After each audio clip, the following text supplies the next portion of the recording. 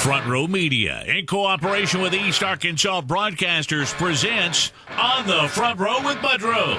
Phone lines are open now at 930-3776. Toll free at 866-930-3776. First-time callers get free food and a really hard time. Now, here's your host of On the Front Row with Budro, Bud Schropel. Third and final hour this day on the Front Row. Excuse me, powered by Evolve Bank and Trust, everything you never expected from a bank. Presented by Alexander's Machine Shop, your job shop machine shop. We're the Ticket Radio Network, 970 AM, 95.3, 96.9 FM, 104.1 FM in Clarendon, Arkansas, worldwide on the web at 95.3theticket.com. Over there is Randy Myers. Over here, Bud Schropel and Randy Hales, getting ready to get to you-know-what. But first, want to tell you tomorrow we'll be at First Community Bank. We'll have Sean Cockrell and Holly Cockrell on at 7 o'clock, the upcoming coaches for the all-star teams of football and dance. At 8 o'clock, we'll be joined by Matt Mills from Rector, the boys coach out there. And then at 9 o'clock, C.J. Pepper and Kevin Turbeville will join us on the front row. But now it's time for Power Pro Wrestling. I do that better than you do. I agree. Power Pro Wrestling. He's here. It's Randy Hales from Power Pro Wrestling.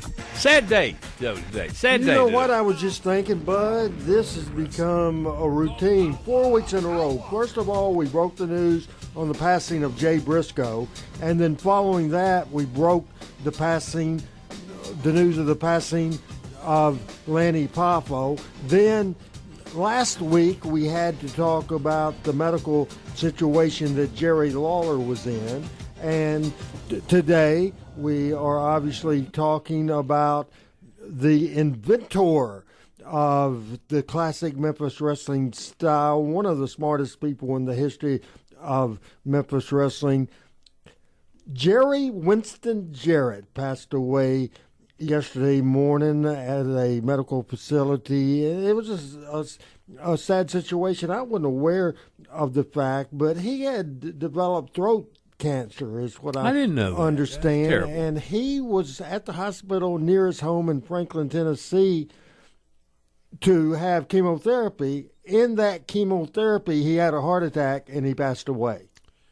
Jerry Jarrett passed away at 80 years old. I'm very happy to not only share memories with the front row faithful and you, Bud and Randy, but also in just a few minutes, I had said, so I'm kind of giving an audio cue to Randy anytime you want to call. I told him 9:10, but we can do the call anytime we get him on the air, and Bud approves it because it is Bud's show that he makes a habit of making sure I know every week, every time he vetoes one of my ideas. How many ideas have I vetoed of yours? Be honest. None. Thank you. There's one, though, you might have vetoed, but I didn't confirm it anyway, but we won't get into that. But you had just told me that, and I completely 100% understand. Oh, my goodness. All right.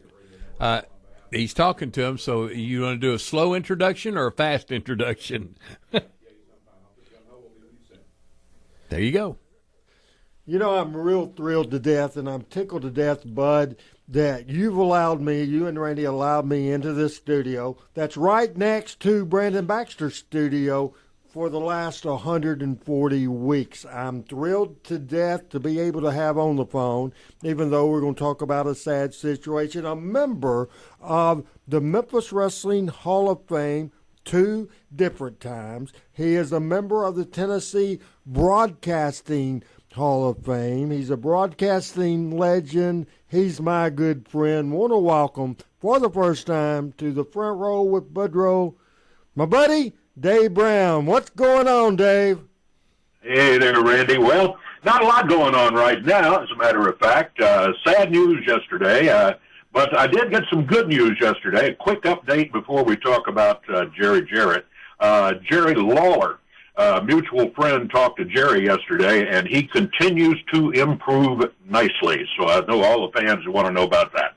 Oh, it's a blessing. It's a blessing, Bud. Anything to start off with? Listen, I think of Jerry Lawler, and I think back to what happened during that wrestling show a couple of years back, and how pretty quickly he recovered from that one. And then this one comes up, and he's already back home. He, as Dave said, he's talking better. He's doing better. He's an incredible guy. He really, really is.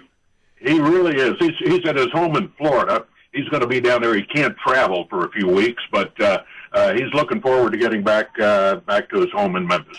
Well, Dave, it's good to talk to you today. How have you been doing? Well, doing fine. Staying busy most of the time and enjoying life retired. Yeah, I can't imagine you being retired, though, and just sitting around the house. That doesn't happen, does it? Well, not sitting around the house so much. I do a little bit of that, but I've got several things going on. But a night like maybe coming up tonight, I am so glad I'm retired because I don't have to spend the night at the television station. You getting some weather tonight, Davey? There's probably going to be some weather tonight. They've put us under an enhanced risk for severe weather, which out of 5 is a 3, and it's possible that stuff could happen. You know, one of the things that I want to let everybody know, and I've said this before and said on my social media, I love Ryan Vaughn at Channel 8, and I love the people that do weather here at this station. But just a couple of weeks ago, I had a Uber trip to Memphis, and I was a little worried about the weather. I don't call Ryan Vaughn. Don't have his phone number. My personal weather guy is Dave Brown, and he basically didn't answer the phone, but then he called me back immediately, but I was in the grocery store, so he left a voicemail. And, Dave, that voicemail, I played it to my buddy Adam Dunn and other people, just gave me chills. You must have been looking at that computer, man. It was like the good old days at Action News 5. I appreciated that advice, and you told me it was safe to make that trip, and I did, and I made it home safe. I appreciate it. Very good. Glad to help out there, Randy, and, we're never wrong. Oh, no, absolutely wrong. And certainly one of the false narratives that somebody broadcast, and Dave will agree with me that it was a false narrative. Said one time Dave missed a forecast, which he didn't miss anyway, ever in his entire career. But a guy came in to the studio and punched Dave I was just in thinking the about face, and that did not happen. So you can verify that for me, Dave. That did not happen the way that story. I've heard at least, I would say at least 30 versions of that story, maybe more, and none of them are true.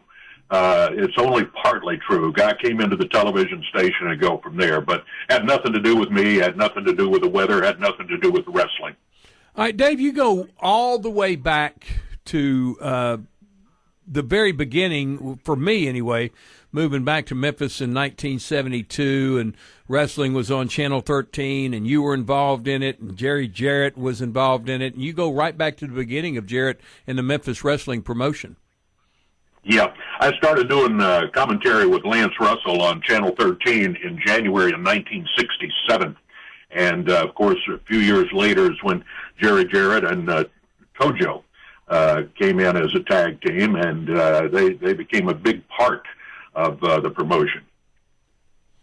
Yeah, it's just an interesting situation when you go back. I watched wrestling on Channel 13, and we will talk about Jerry Jarrett. But one of the things I remember, Dave, I loved you because certainly you were on the wrestling show, and I watched that. But I discovered you on Channel 13, especially in the summer when I wasn't at school. You hosted the Dialing for Dollars movie on Channel 13. What years did you do that, Dave? I did Dialing for Dollars beginning. I went full-time from radio into television in October of 1968. So I did Dialing for Dollars from then up until about 1973, 4, something like that, when Joe Dyer took over. They promoted me to chief meteorologist, so I couldn't get there at 7:30 in the morning and stay there till 11 o'clock at night. So somebody else took over Dialing for Dollars. When did the weather gig start at Channel 13? Then, of course, you moved to Channel 5, and there with Mason and also with Jack Eaton, the whole crew. But what year was that, Dave, that you started doing weather? I started doing weather on the noon news in May of 1972. And then I think it was probably maybe January, February, March of 73. They wanted me to become the chief meteorologist and do the big shows early evening and late evening. But you never got away from the wrestling. You never got away from the wrestling. No, never did. I enjoyed it. It was good. And you could never do that these days. The bosses would never permit it. But wrestling was the first TV I ever did. And I could just divorce myself from weather on Saturdays and do the wrestling show. And the audience went right along with it, which tells me that a lot of times consultants for television news don't know their audience near as well as they claim to, because it worked for me, and if it worked for me, I don't say it'll work for everybody, but it'd work for other people too. Dave, tell the story to our listeners here on the Front Row with Budro as you're on the right fiber hotline. Tell the people how Lance Russell came to you and approached you about doing television, and he was a program director at Channel 13. He was the program director in addition to hosting the wrestling show every Saturday. He was the number 2 man in the building right behind the general manager. And I was on the radio one Saturday afternoon doing my radio show, and he came in and sat down and he said, Davey, he said, the guy who's helping me on the show, his name was Dale Mullins, he said, Dale is leaving. He's going back to his hometown and work at the radio station there. I need somebody to help me out on the show on Saturday. He said, I don't know how you feel about wrestling. I don't know if you love it, hate it, or don't care one way or the other. But I will tell you this, if you ever think you might want to do television, you should take this job, because it will let you find out if you like television, and it will also let you find out if television likes you. And some of the best advice I ever got, and I did, and just a couple of weeks later, went on the air with Lance on Saturday. And the wonderful thing about Lance, he brought me along slowly. He said, don't feel like you have to do anything. He said, you just say things when you're comfortable saying them. And so I was able to work into it slowly. And of course, being mentored by the best ever certainly didn't hurt. What radio station, if you don't mind me asking, Dave, were you at when all this transition to TV came about? No, WHBQ. They were AM, FM, and TV in the same building. Yep. And, I was a rock and roll DJ there for 4 years as I worked my way through college, and loved it. I mean, I love playing rock and roll on the radio. But I decided it was time to try something else, and thank goodness television worked out. Well, that was Wink Martindale. Did he come through there? He did. Wink had already left when I got there. I got there in 1964. Wink had gone to California in 1958. Jack Parnell was my radio mentor there. George Klein, my good buddy, and several other guys. Yeah, Bob McLean came through there. I remember he was on the air when I first moved back to Memphis. I loved his morning show. It was way before Rick Dees ever thought about being Rick Dees. Yeah, that's very true. Rick was in North Carolina at the time. Yeah, both Bob McLean and Rick Dees worked at WHBQ. Yep. Now, they were working in radio after I was already you were already gone. You were already gone by then. But wow. But we were in the same building, so I saw them all the time. You know, I never thought the FM stuff would work. I always thought AM was the baby. It never was going to be any good. This FM thing, that's going to be a fly-by-night thing. I believe I was kind of wrong on that. Well, a lot of people didn't think it was going to work because all the FM stations played was elevator music. Right. But WMC FM 100, the program director there had worked at WHBQ, and he went to New Orleans and then came back, and he convinced the general manager to try rock and roll. He said, I believe it will go. And it did. Yeah, he's a genius. He was a genius. There's no doubt about it. Dave, I had a question for you because the wrestling show at 13, then it got better at Channel 5 with the ratings. How much did it go hand in hand? when it was at Channel 13, Channel 13 News was doing real good. Then it went to Channel 5, and Channel 5 for 20 years was the number one station in the market. How much did the station help the wrestling company? How much did the wrestling company help the television station, or did it go hand in hand? It went hand in hand. The wrestling show. At one point in the early 1980s, we moved over there in March of 1977. And in the early 1980s, keep in mind there weren't that many television stations, no cable and satellite. But on Saturday morning at 11 o'clock, of all the television sets in this entire area that were turned on, 80% of them were watching wrestling. Say that one more time, the percentage. 80% of it was an 80 share. It wasn't the rating, it wasn't all the TVs, but it was all the televisions that were turned on, and that's not just Memphis. That's northeastern Arkansas, West Tennessee, and North Mississippi. Dave, we don't have much time left with you. I do want you to give a little talk about Jerry Jarrett and just what a genius he was in the wrestling business, and how important the wrestling promotion was to Jerry Jarrett. He was indeed a genius. He was meticulous. He would come in, we would have a meeting every week before we went on the air with the show, and Jerry would go over the show step by step by step.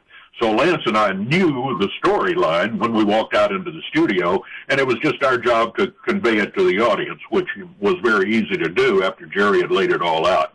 He also was very smart, and he laid the groundwork before he ever took over the wrestling company.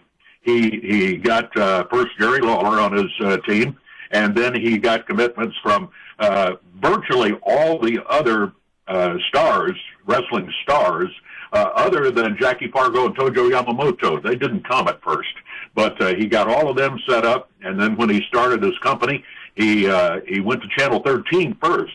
Channel 13 said, no, we can't do it. Corporate in New York said, we'll get sued by Goulas. So they canceled the show. So they went over to Channel 5 and convinced Channel 5 to put it on. One thing that I've always found amusing, Jerry Lawler, Jerry Jarrett told the general manager at Channel 5, not only do we have this top-rated show, we've got Lance Russell who's going to be working for us, and we can get Dave Brown over here. Well, I knew nothing about that. But it did end up working out that way, and it was great. I remember watching a Saturday morning before you got there. Clay Conrad was doing it. Yep. Then, of course, Lance Russell came around, and I watched that they were panning the studio, and they went a little bit too far, and you were standing over by one of the exit doors standing there, and I told my wife at the time, I said, you just wait. In a couple of weeks, Dave Brown's going to be on the Saturday morning wrestling show. He's going to come to TV5. I said, well, you're out of your mind. You don't even know what you're talking about. I was a genius that time, Dave. There you go. Well, it worked out, and I'm thrilled it did. I had a wonderful career at Channel 5 in wrestling and in weather, and I'm just so grateful. And Jerry Jarrett played a key part in that. I'm so sorry for Jeff, for Deborah, for the entire family, and, we'll go on, but it's sad. Dave, I also want to say you were a big part, along with Corey Macklin, with Power Pro Wrestling. We had a lot of fun together, and I appreciate you doing that for us from 98 to 2001, 154 shows. Hey, you know what, Dave? Not very many people can say they worked beside both Jack Eaton and Charlie B. Watson. That's exactly right. Both of them were great guys and great friends. I miss them to this day. I know you do. Dave, it's been a pleasure having you on the show. I hope we can do this again some other time. I've admired you from afar, got to know you a bit, and certainly enjoyed knowing you. Good luck to you and everything that you're doing, and thank you for joining us on the front row. Thanks, my friend. Talk to you later. Thanks, Dave. Dave Brown joining us in the Power Hour. Good to talk with him. Good talk with him. All right, we're going to take a break. Randy Hales here. We'll continue our wrestling talk. Want to talk about Sid Vicious when we come back, about whether or not he's going to get in the Hall of Fame, in your opinion, this year. He should. Well, there you go. There's your opinion right there. It's 9:25 on the Ticket Radio Network.